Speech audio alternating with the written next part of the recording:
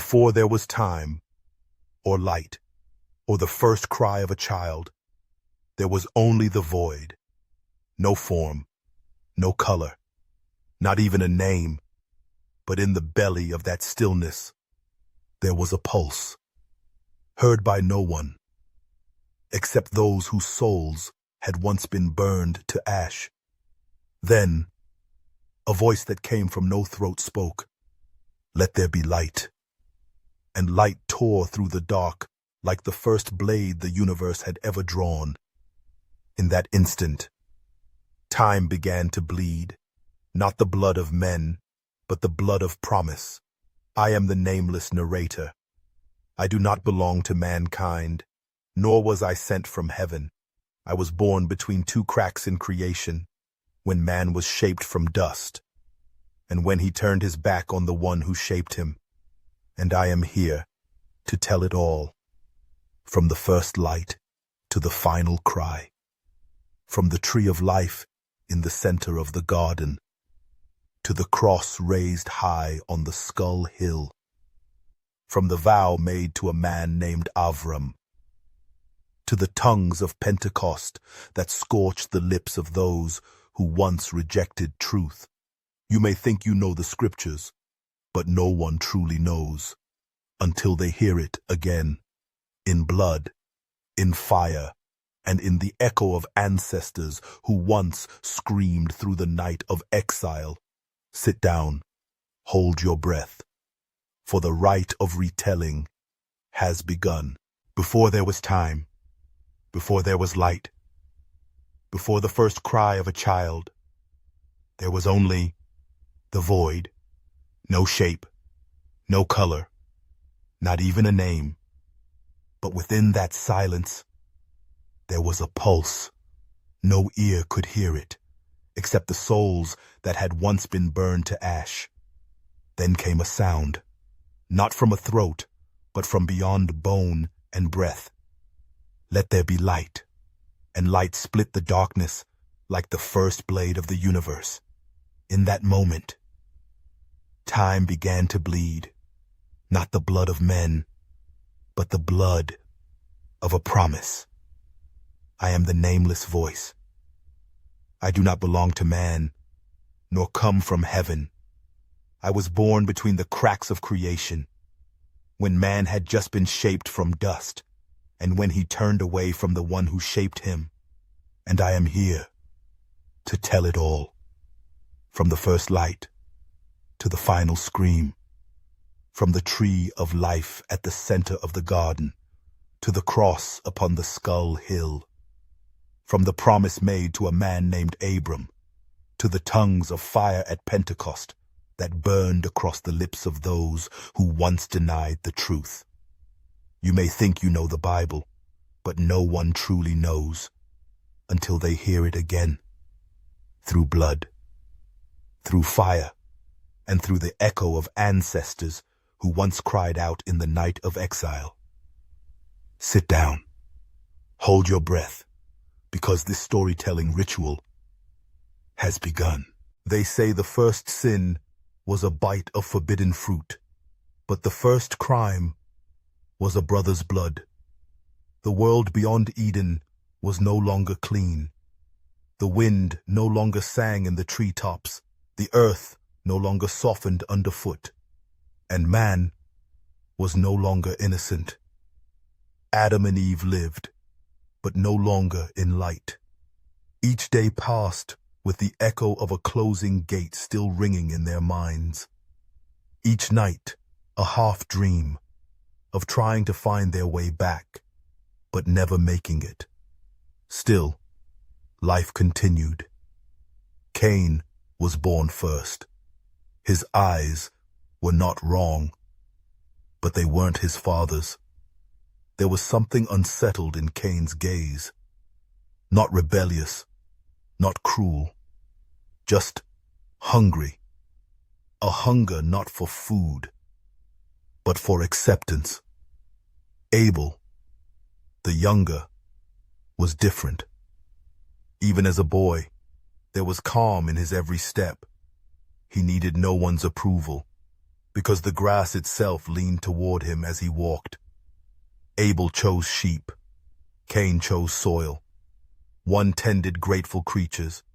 The other broke earth as hardened as man's heart after Eden. Then came the day of offering. 2 brothers, 2 hands, full of labor, approaching the altar. Abel gave the firstborn lamb, fat, warm, eyes still bright.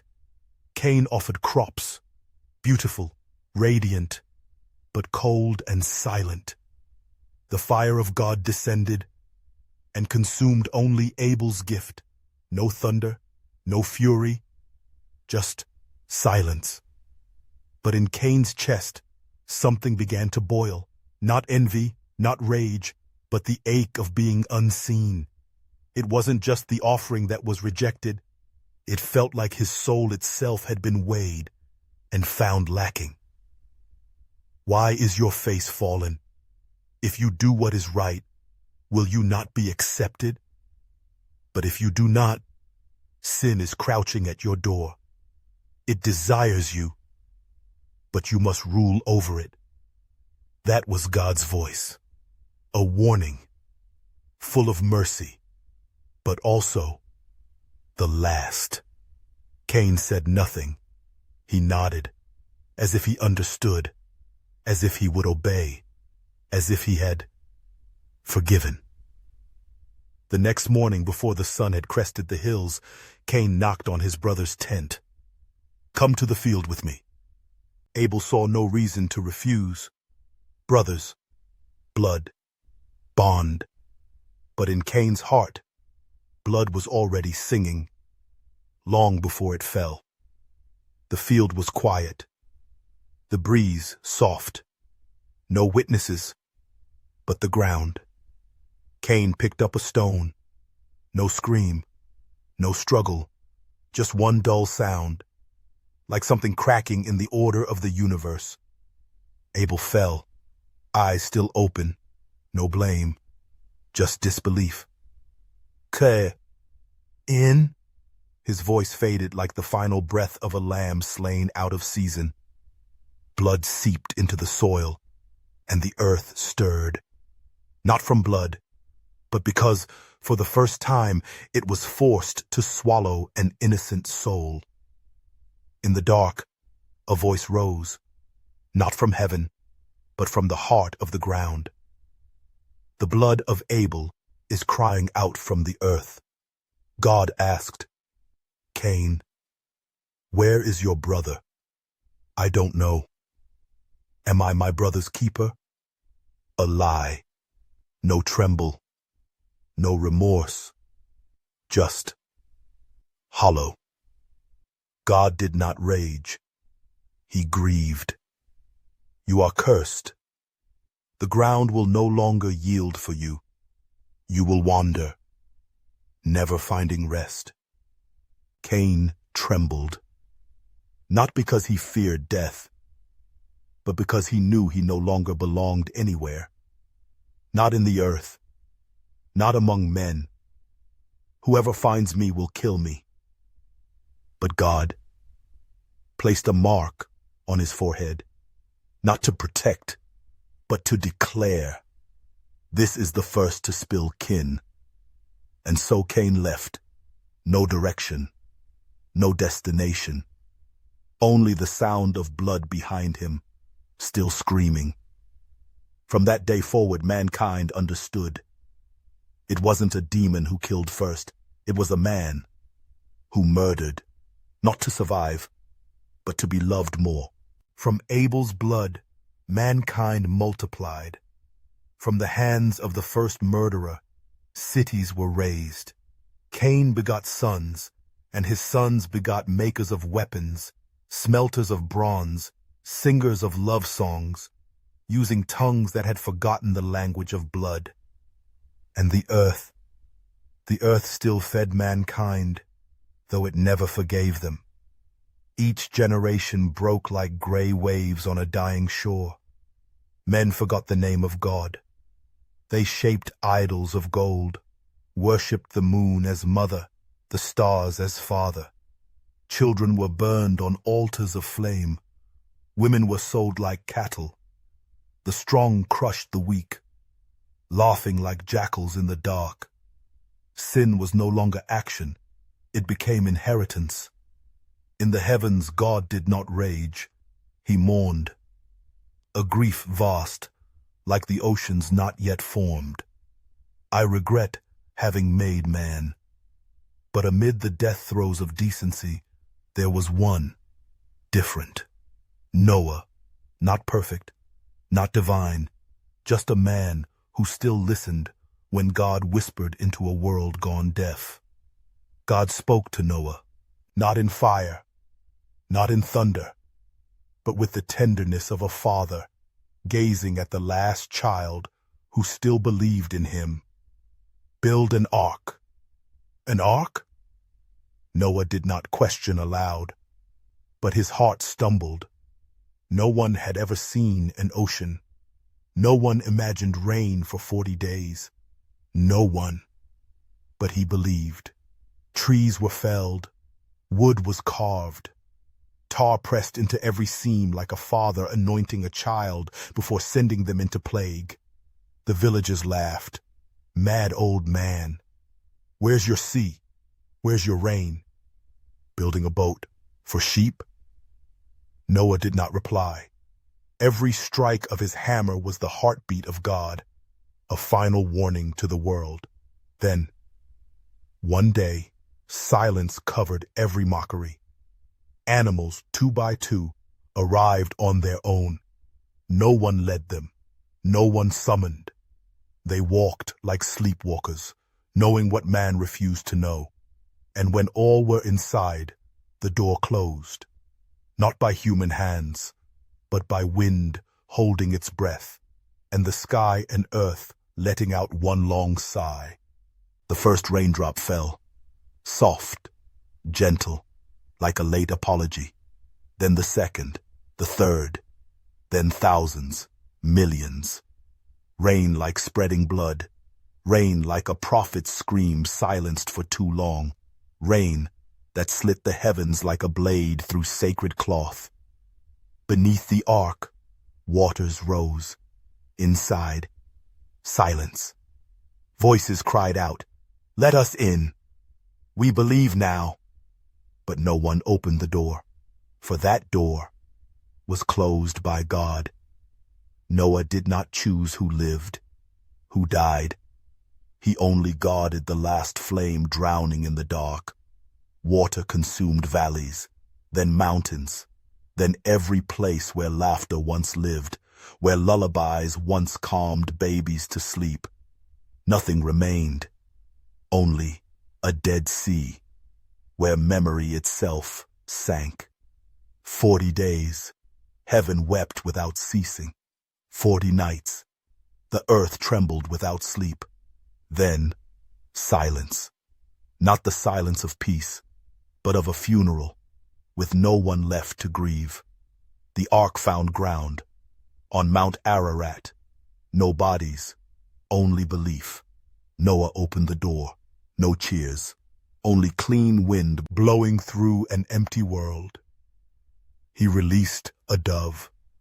Once, it returned. Twice, it returned. Third, it returned with an olive branch. The first symbol of peace, not between men, but between God and earth. Noah built an altar, not to celebrate, but to atone for a world that had been washed away. God inhaled the offering, not with nostrils, but with a heart cracked open. Never again will I destroy all life for the sake of man, though his heart is crooked from youth. And in the sky, a rainbow appeared, not for beauty, but to remember, the rainbow, the first covenant, not with kings, not with prophets, but with every living soul. And from Noah, 3 bloodlines flowed: Shem, Ham, Japheth. 3 rivers, 3 undercurrents, that would map the world and every blood-stained conflict to come. The world was remade, but memory could not be erased. No one forgets the cries behind a door that would not open. No one forgets Abel's eyes staring from the dirt. No one forgets that God once regretted making us. After the flood, the ground was still wet with blood, not just the blood of the guilty, but of a world that had lived without ever knowing why. Everything began again. Trees grew over graves. Infants cried in tents made of new cloth. Cattle and sheep gave birth on the same earth that had swallowed millions. And then, mankind forgot. Faster than the flood. Faster than Noah's footprints on stone. They journeyed eastward, searching for flat land. No mountains to remind them of God, no forests to slow their ambition. They built a city, but not to live in. They built a tower, but not to look at stars, to challenge heaven. Let us build a tower that reaches the sky. Nimrod's voice thundered, descended from Ham, the bloodline once cursed by a father. But he didn't seek blessing. He sought to overturn the decree. We will make a name for ourselves, so we are not scattered over the earth. No one mentioned God. No one mentioned the rainbow. No one mentioned the flood. Only bricks, mortar, ambition, brick upon brick, not just tall, but proud. Hammers rang out. Cheers echoed across the plains of Shinar. One tongue, one voice, one aim. But between the bricks, something was rotting. Not the materials, the soul. God looked down, not with judgment, but like a father watching his child shape a throne from the ashes of his ancestors. They are one voice, one will. If not stopped, they will walk where no feet were meant to tread.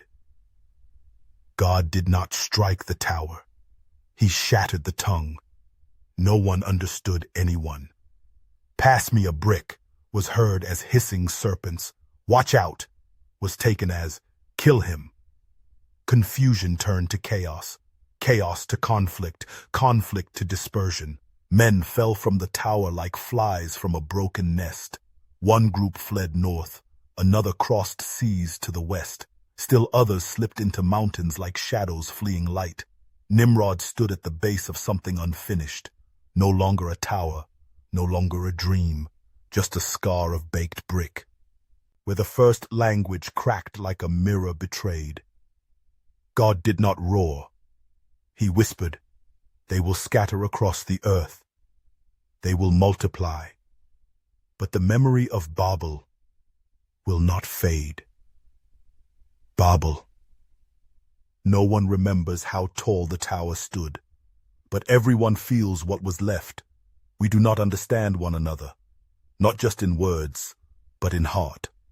The world was divided, not by borders, but by voice, by tone, by the root of the soul.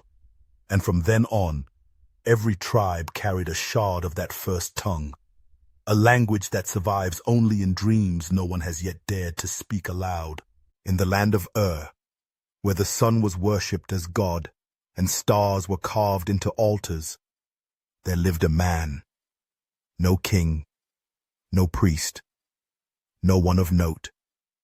Just a nomad who dared to look up and question what he'd been taught. His name was Abram. He wasn't searching for a god, but a god came searching for him. No thunder, no smoke, just a voice inside his chest. Leave your country. Leave your father's house. Go to the land I will show you. I will make you into a great nation. I will bless you.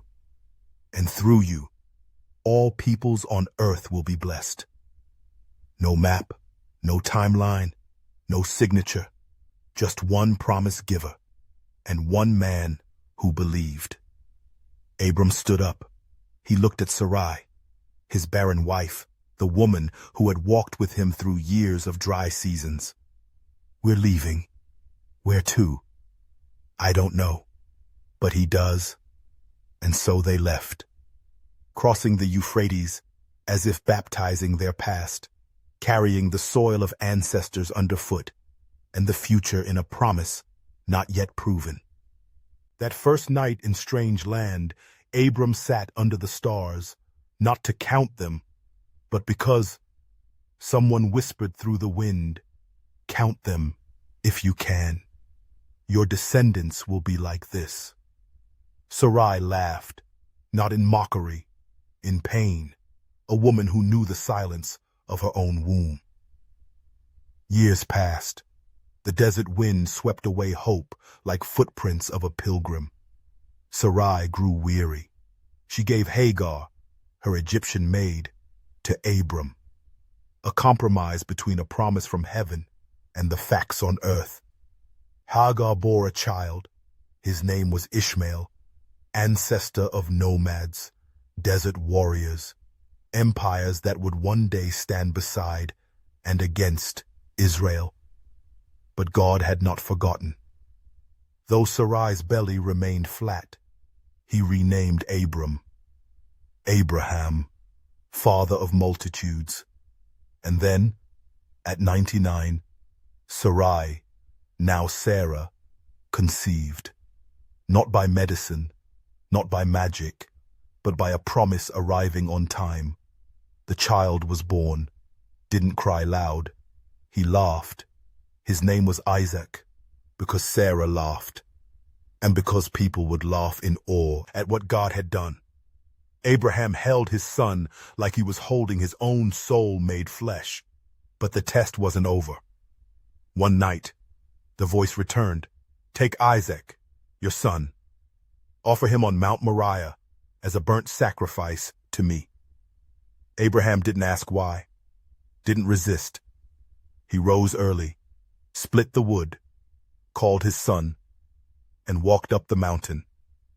Isaac looked up, asked, "Father, we have the fire and the wood, but where is the lamb?"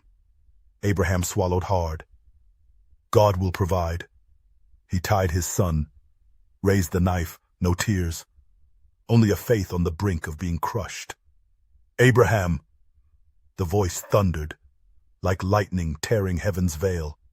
"Do not harm the boy. Now I know you would withhold nothing from me, not even your son." A ram, caught by its horns, was offered instead, and Mount Moriah became the place where God provides. Abraham's line grew. Isaac fathered Esau and Jacob. Jacob fathered 12 sons, 12 tribes, 12 roots driven deep into the promised land. And one son, Joseph, betrayed and sold by his brothers, would become the bridge that led this people to Egypt and into a bondage that would last 400 years. But more important than Isaac, more enduring than Jacob, was the promise, still alive, across dirt, across sea, across corpses, across crowns, flowing toward the one who would come from this very bloodline. Every great story has a beginning and a trap. That trap was called prosperity. When Joseph, son of Jacob, was sold into Egypt, no one knew it was the key to destiny. From a dry well, into prison, into the palace. From forgotten slave, to dream interpreter of kings. From chained wrists, to the only mind sharp enough to save an empire from famine. Pharaoh gave Joseph his royal signet ring. Joseph stood second only to the throne, but still a foreigner. The famine spread. Joseph's family, who thought him dead, came to Egypt seeking grain. He saw the brothers who betrayed him, and Joseph didn't avenge. He didn't accuse. He wept. "I am Joseph, the one you sold into Egypt. But don't be afraid. God sent me ahead to save your lives." 70 members of Joseph's family were brought to Goshen, a fertile land in Egypt. There they lived, they flourished, they multiplied. But like every minority living within a powerful empire, their prosperity became a threat. A new pharaoh arose. He did not know Joseph. He only saw, these Hebrews are too many. If war breaks out, they might turn against us. He didn't tell them. He told his advisors, his generals, his architects of oppression. And so, chains were forged, whips were tightened, freedom was drained, brick by brick. Make them slaves. Let them build Pithom and Ramesses. Do not let them rest. First came the taxes, then discrimination, then beatings, then the murder of newborns. Any Hebrew boy born, throw him into the Nile. A command, cold as stone, spoken by a man dressed in silk. But upon that same river, a small basket floated, woven from reeds and sealed with tar. Inside was a baby. His mother did not cry. She whispered, God of Abraham, if you still remember, protect him. The river didn't swallow. It carried, and at the palace, Pharaoh's daughter bathed. She saw the basket, opened it.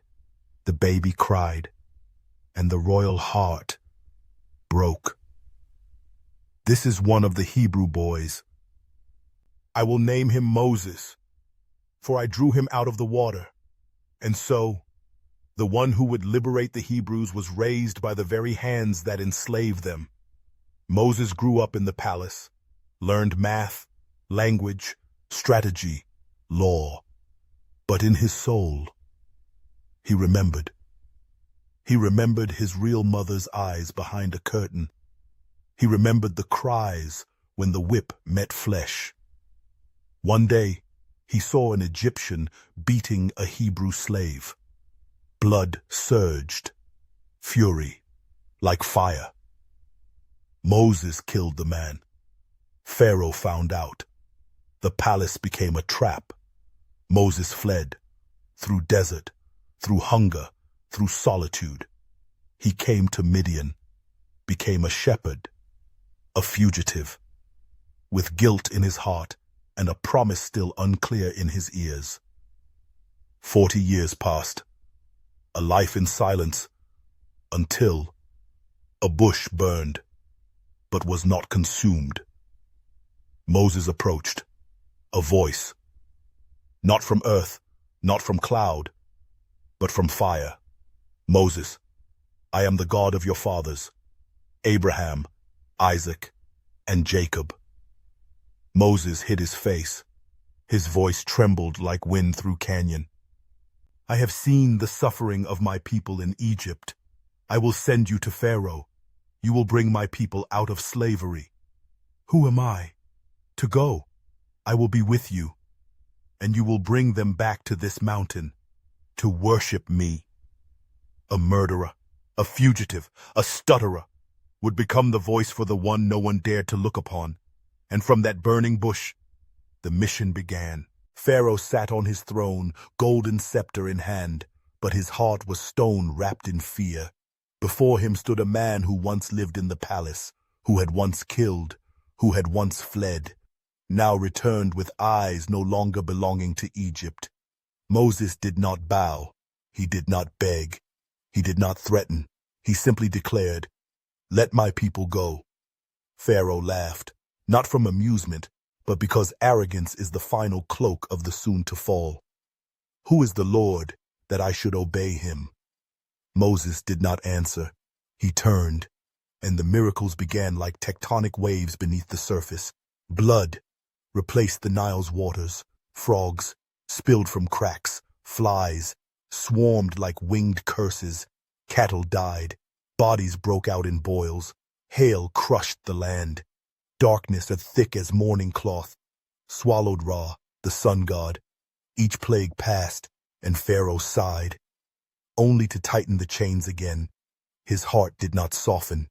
It hardened, until the final night, That night, no moon, no wind, only whispers, urgency, hearts pounding like funeral drums. Slaughter a lamb. Mark your doors with its blood. When the angel of death passes over, the blood will be your sign. The Hebrews obeyed. While Egypt slept, death crept house to house. At midnight, a scream split silk canopies and crumbled thrones. Pharaoh's firstborn, dead. The farmer's child, dead. The soldier's son, dead. Dead. Dead. Dead. Pharaoh collapsed. No crown. No divine mask. Go. Take your people, your flocks, your herds. Just go. And so they went. 2 million souls. No weapons, no chariots, only a promise. And feet once calloused by slavery, now walking as those named people of the I Am. They reached the edge of the Red Sea. They paused, not to rest, but because ahead was water, behind, an army, above, silence. The sound of hooves drew near. Pharaoh had changed his mind. Soldiers pursued. Wheels thundered. Blades gleamed. War horns tangled with the wind. The Hebrews panicked. Moses, did you bring us here to die? Moses did not answer. He raised his staff. The sea did not recede. It split. Water stood like walls, each droplet trembling, remembering its maker. The wind blew, not from the east, but from the breath of the one who said, "Let there be." The people crossed. No sinking, no drowning, no fear, only trembling faith and forward steps. As the last foot left the sea's floor, Moses turned. Pharaoh's army was in the midst. Hooves, shouts, iron on stone. Moses lowered his hand. The sea returned. No screams escaped. Only bubbles, rising like choked lies. Morning came. Corpses and chariots washed ashore. The first light did not shine on fear, but on freedom. The Hebrews sang, not with polished voices, but with the raw cry of those delivered. The Lord is my strength, my song. He has become my salvation. But freedom is not peace. The sea's parting was just the beginning of a journey through the darkest parts of the human soul, the desert, where fire burns by day, where frost bites by night, and where shadows rise not from outside, but from within. Freedom does not arrive with parades. Freedom does not arrive with cheers. Freedom often arrives in confusion. After the waters closed behind them, 2 million people stood in the midst of nothing. Ahead, desert. Behind, memory. Within, a new fear in the shape of freedom. They were thirsty, no water. They were hungry, no bread. They murmured, "In Egypt, we had pots of meat. Here, only wind and Moses." God did not rage. God rained bread. Each morning, manna fell like dew, white, light, dissolving on the tongue. A bread never baked by human hands, not to be hoarded overnight, for faith cannot be stored. They complained. God sent quail. They thirsted again. God told Moses to strike the rock. Water burst forth like a hidden vein of the earth, thirsty for justice. But every miracle eventually becomes routine. And when wonder becomes familiar, people begin to crave something they can touch, hold, own. On Mount Sinai, God called Moses up, not to give new miracles, but to give covenant. "You saw how I carried you out of Egypt. Like an eagle carries its young on its wings. Now, If you obey me, you will be my treasured people, a holy nation. Moses ascended. Thunder rolled. Smoke cloaked the peak. Lightning split the heavens. None could approach, for the mountain blazed with the very presence of the unseen one. 40 days.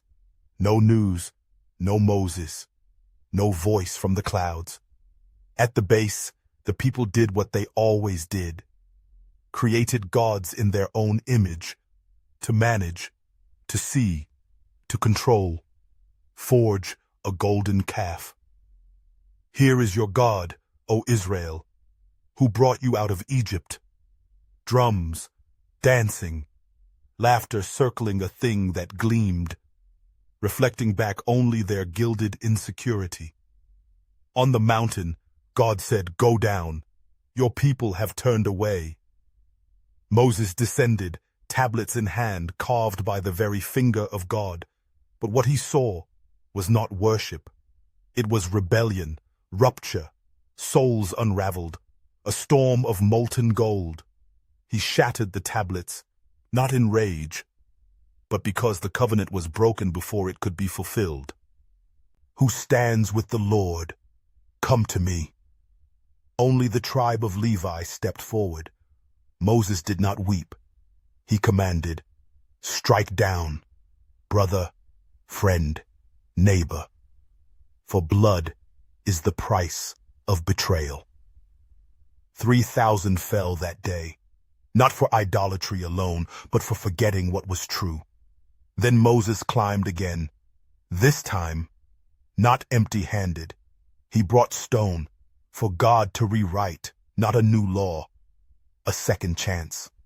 "Lord, if you will not go with us, do not send us from here. If you will not forgive, erase me from your book." And between the fire of law and the tears of a mediator, God's heart softened. The 10 Commandments were given. No other gods, no idols. Do not misuse my name. Remember the Sabbath. Honor your parents. Do not murder. Do not commit adultery. Do not steal. Do not bear false witness. Do not covet. 10 lines, but each one a blade carved into the ribcage of history. In the wilderness, a tent was raised. The tabernacle, not stone, but skin, wood, gold, spices, each detail a blueprint from heaven for earth. There, God dwelled among his people, not in clouds, not atop peaks, but within dust and repentance. But not long after, though they had law, a tent, and fire, they complained again, doubted again, dreamed again of Egypt. 40 years, they did not wander because the desert was vast, but because their hearts never truly left Egypt. Moses, the called one, the one who saw God, was only allowed to view the promised land from afar. You shall not enter, not from hatred, but because covenant requires holiness. On Mount Nebo, he saw the land of milk and honey. And then, God called his soul home. The one who led them out of bondage did not step into the new homeland, because the leader is often only the forerunner. Moses was dead, but the promise was not. The Hebrews were no longer slaves, no longer wanderers. Now, they were an army, a people carrying the covenant in their hearts, and Egypt's dust still dry on their sandals. Joshua, Moses' faithful servant, now carried the sword, not to conquer by strength, but to fulfill what God had promised 400 years before. They stood before the Jordan River, waters high, currents fierce, no boats, no miracle. Wrong. The priests stepped first, carrying the Ark of the Covenant, symbol of divine presence where blood was sprinkled, where law was hidden, where God dwelled in silence. Their feet touched the water, and the river stopped. Waters piled up like a curtain drawn back. Dry ground emerged as it had at the Red Sea. They crossed. No rush, no fear, no doubt. Each step a declaration. We come not to dominate, but because of covenant. Ahead, Jericho. High walls, closed gates, armed guards, and a people used to living behind stone. But God did not tell Joshua to use hammers, ladders, or schemes. God gave a ritual. March around the city, once a day for 6 days. On the 7th day, march 7 times, then blow the trumpets, then shout. Not a military strategy. A liturgy to crush pride through absolute obedience. Day 1. They marched. No speaking. Only footsteps on sand and wind whispering through silent horns. Guards laughed. City mocked. Are they dancing or threatening? Day 6. Still marching. No assault. No siege. Just steps. Day 7. No more silence. Trumpets blared. The shout rose like thunder from the souls of former slaves silenced too long. Walls collapsed. Not from sound, but from word. Not from human voice, but from an ancient echo of covenant. Hebrews surged in. God's command. Leave nothing. Take no spoils. Keep nothing from a place that stood against righteousness. Only one spared. Rahab. A prostitute, a foreigner. But she had hidden the spies, because she believed the God of Israel was true. She and her household were saved, not by status, but by faith, written in action. From Jericho, the promised land opened, but the war had just begun. Cities, Ai, Gibeon, Hazor, fell not to swords, but because God walked before his people. One day, as battle raged and dusk began to fall, Joshua lifted his eyes. No plea, no fatigue, only command. Sun, stand still over Gibeon. Moon, halt in the valley of Aijalon. And the sky obeyed. No eclipse, no disaster, just the longest day in history. So justice would not be interrupted. The sun bore witness. The moon bore witness. Even the promised land trembled, knowing this people carried not just weapons, but the one who made both light and shadow. Years passed. The land was divided. Plains, mountains, rivers. Each tribe given their portion. Each region placed beneath the shadow of covenant. Joshua, aged now, gathered the people. He spoke not with command, but with the blood of legacy. If today you will not serve the Lord, then choose the gods beyond the river, the gods of the Amorites, or the one who brought you through sea, war, and your own heart. As for me and my house, we will serve the Lord. The people swore. Together they cried, we too will serve the Lord. But like all vows, it would be tested not by battle, but by time.